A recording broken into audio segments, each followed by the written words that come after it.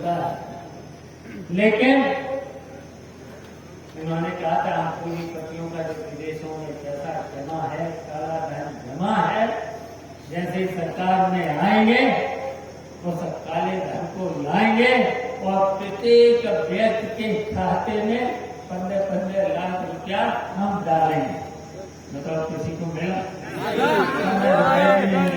15 रुपया नहीं मिला, 15 रुपया नहीं मिला। और कहीं कहीं तो 500 रुपए का खाता खुलवा लिया, एक पैसा तो नहीं दिया। ये भी हुआ। और इन्होंने कहा था किसानों की आय हम दोगुनी करें। बताओ किसानों की आय तो नहीं करी, 50 बोरी की 45 किलो की कर दी, 45 के बाद 40 की। और बताओ DAP और यूरिया के दाम और बढ़ा दिए। और बताइए जब किसान दिल्ली पर धरने पर बैठे, 2 साल लगातार बैठे, बताइए अपनी मांगों को लेकर के, जो काले कानून 3 काले कानून भारतीय जनता पार्टी के किसानों के खिलाफ ले आए। अगर किसान नहीं रहते तो किसानों के हाथ से उनकी जमीन भी चली जाती, फिर मालिक नहीं रहते किसान, ये भी पूंजीपतियों को दे देते। जैसे अभी बता रहे थे कि एयरपोर्ट दे दिया, रेल दे दिया, LIC दे दिया, LIC दे दिया।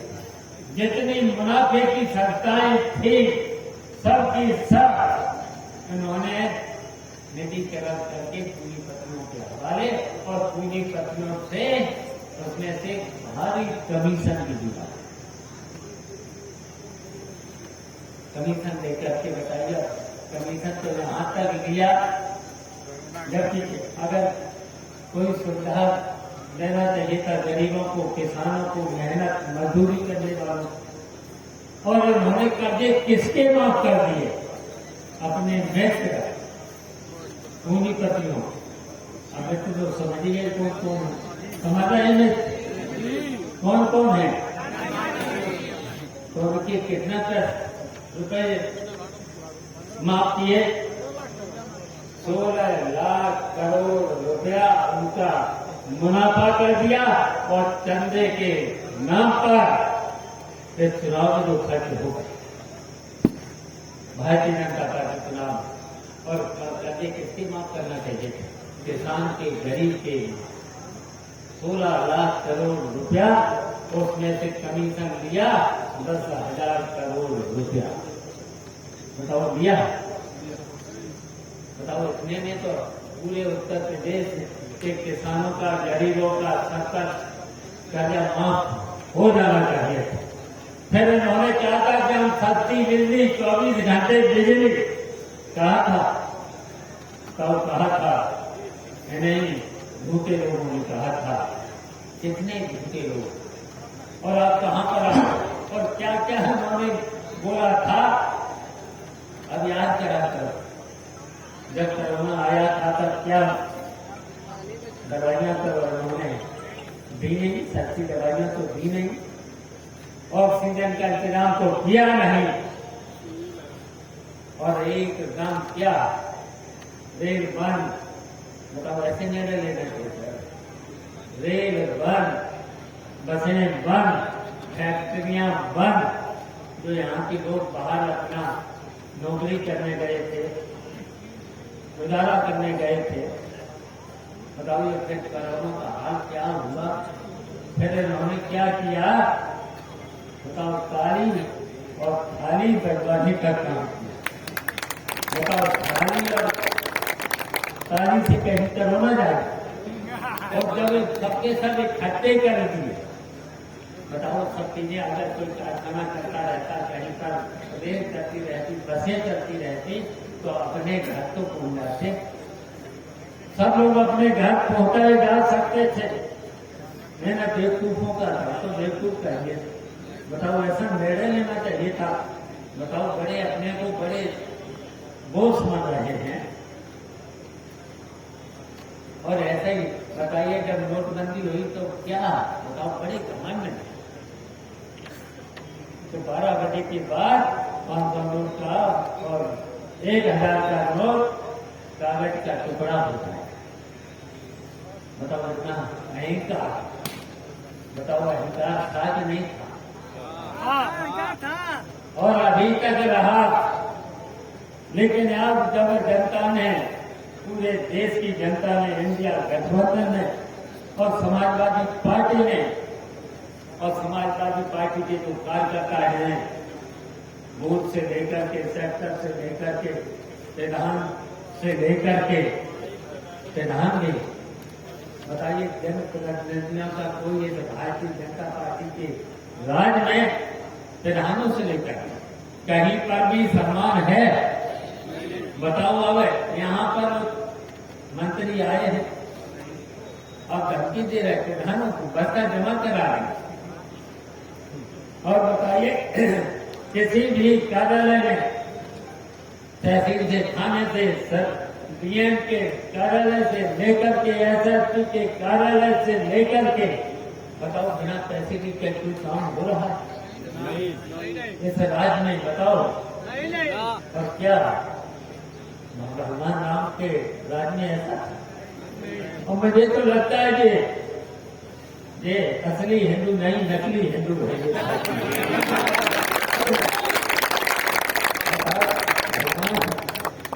और फिर भगवान के, हाँ सही है। और इतने बताइए गांव का क्या हाल हुआ? वैसे तो किसानों को कितनी दिक्कत हुई, और ऐसी जहाँ गौशालाएं बनी है, न तो वहाँ चारा है, न पानी है, और न उनके लिए खाया का इंतजाम, कुछ नहीं, कोई नहीं। अब बताओ किसानों को जिम्मेदारी दे दी, बताओ किसानों का जो भी मिलता था, जो विकास के लिए, गांव के लिए, वो भी काट लिया।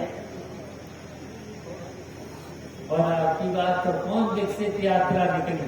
भारत विकसित भारत संकल्प यात्रा, विकसित भारत संकल्प यात्रा।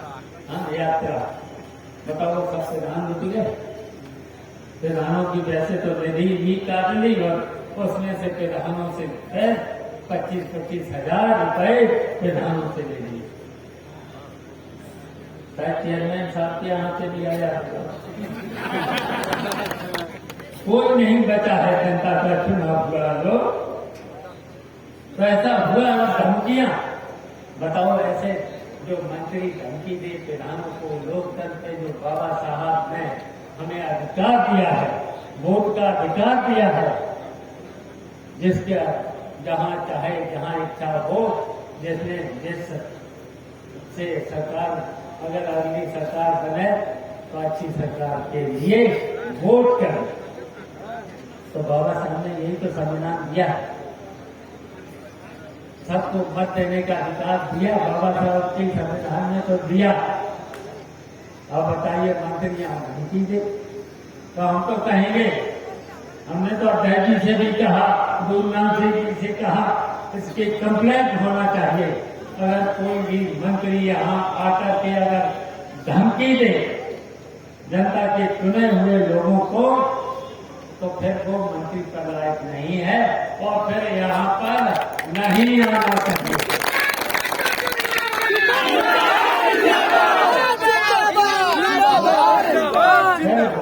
लोकसभा में घुसना नहीं चाहिए, ये संविधान में है।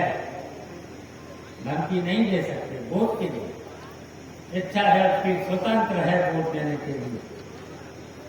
तो इसलिए ऐसे मंत्री को फिर लोकसभा से बाहर करना चाहिए, आयोग को करना चाहिए, मांग करना चाहिए, मांग करना चाहिए। और पहले तो 8 महीने पहले तो घोषी में देखे 30 मंत्री इसी तरीके से आए थे, 2 डिप्टी चीफ मिनिस्टर आए थे, हम सब लोग पहुंच गए। बताओ पूरे के पूरे पूर्वांचल के लोग आए और सब घर घर पहुंच गए और घर घर प्रचार किया। रामाचल राजभक्त लगातार रहे कितने दिन? 20-25 दिन रहे, 1 महीना।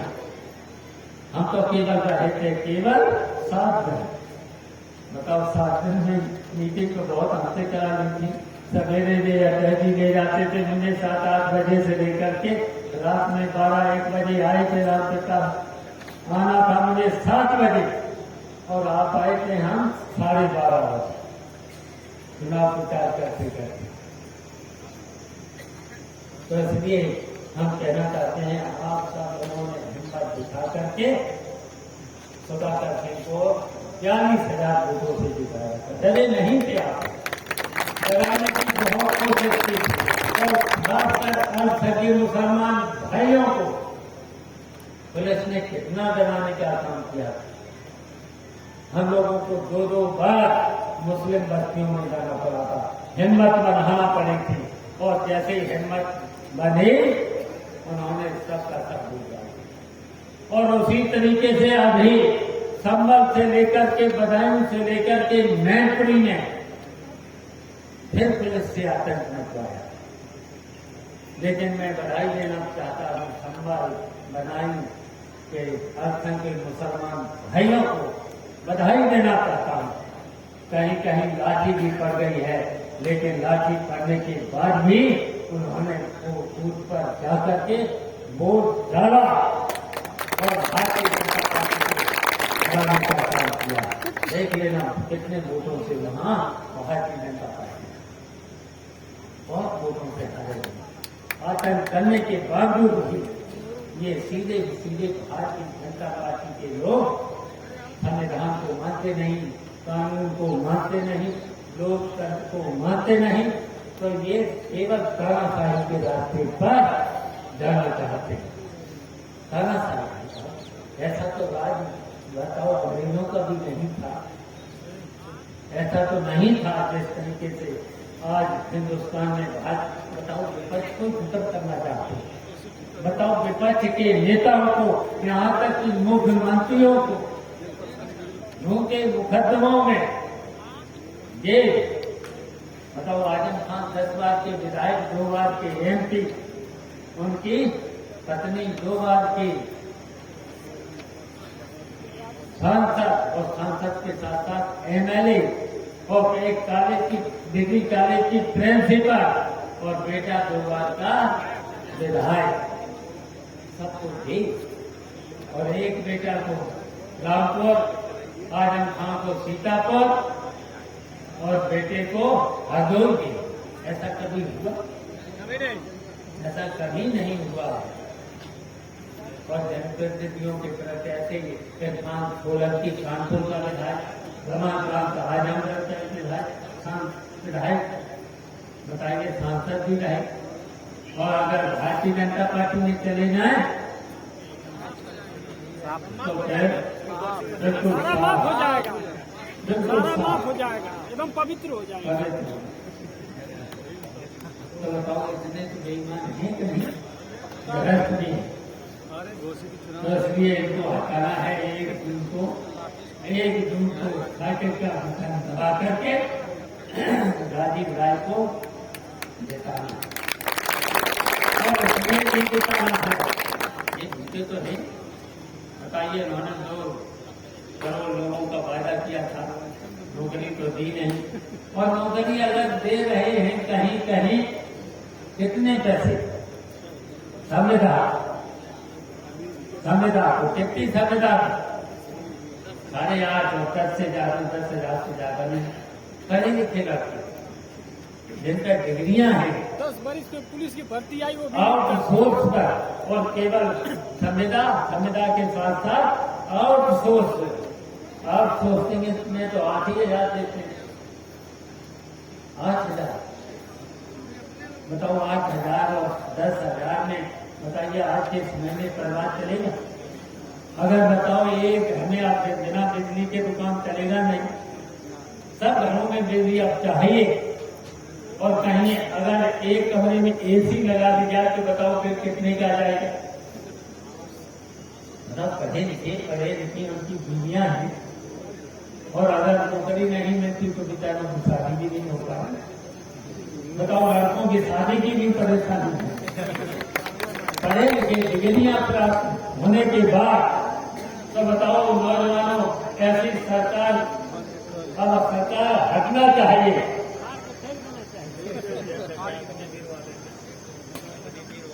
अग्निवीर की बताओ 4 साल की नौकरी, 4 साल के बाद कहाँ जाए बताओ।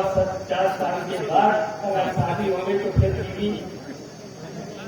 बीवी परेशान हो जाएगी कि नहीं। तो अब की बात जब सरकार पलट दोगे और जब इंडिया गठबंधन की सरकार आएगी तो फिर 4 साल की नहीं, फिर तो रेगुलर नौकरी मिलेगी।